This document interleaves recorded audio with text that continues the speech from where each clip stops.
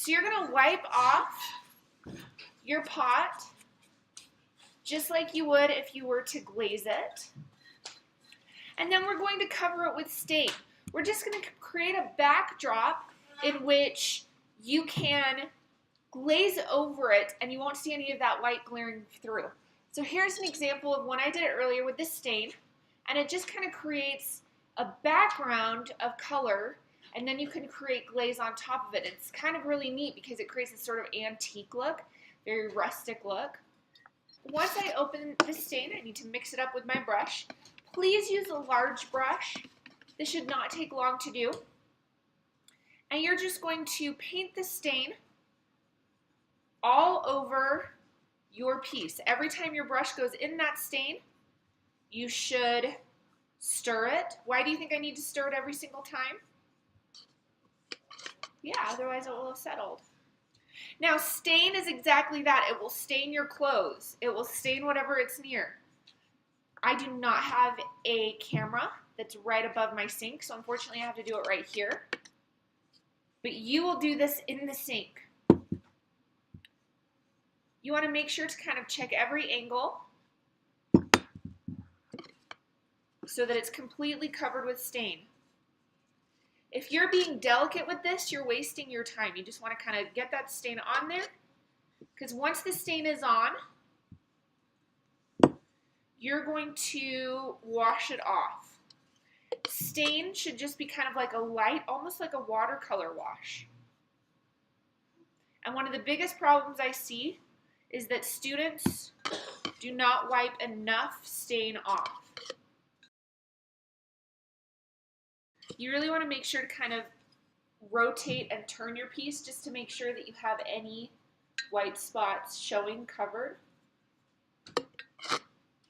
And since this is so liquidy, it's much easier. Alright, so now that is stained, we're not finished yet. You're going to take it over to the sink and you're going to wipe all of that stain off. So you're going to take a small brush and you wipe all of it off. But you need to have some running water to help you, so I'm just going to do that over at the sink. Alright, what do you observe about the stain now? Yeah, it should only be light, right? You should only have some stain kind of in any of your textures, and it creates some depth to your piece, right? This looks much more interesting already in comparison to just your plain white. Once you have your piece stained, then you can start to glaze over the top of it. So let me show you some examples of ones that use stain with glaze. So this one, you can see that the student stained it. What stain do you think they used? What does it look like, those over there? Yeah, it looks like the red one, right? And then they actually glazed majority of the piece. But do you notice that any of the seams and any little areas where maybe they didn't get the glaze fully, you still can't really tell because it's got that muted color underneath. Here's one where we used the black stain and then just did pops of color, okay? Where just certain areas we wanted highlighted with color. So it's still kind of muted, but then we've got pops of color. One thing you do need to realize if you're putting a lighter color on top is that you need to have a minimum of 5 coats. Remember how I've told you we need to have 5 coats? Do you notice on this little Harry Potter where we can still see a little like patchiness?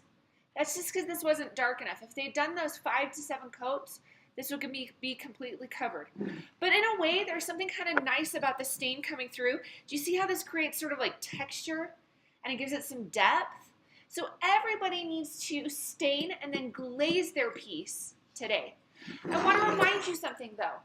This should be your absolute best work today. So if I see something like this, where the glaze is sloppy, where you did not take the time to clean it up, I will not fire it. It will go automatically on the reject cart.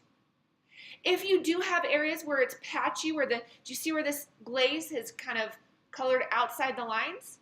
If you get a damp paintbrush and just rub it away, you can remove any of those patchy areas.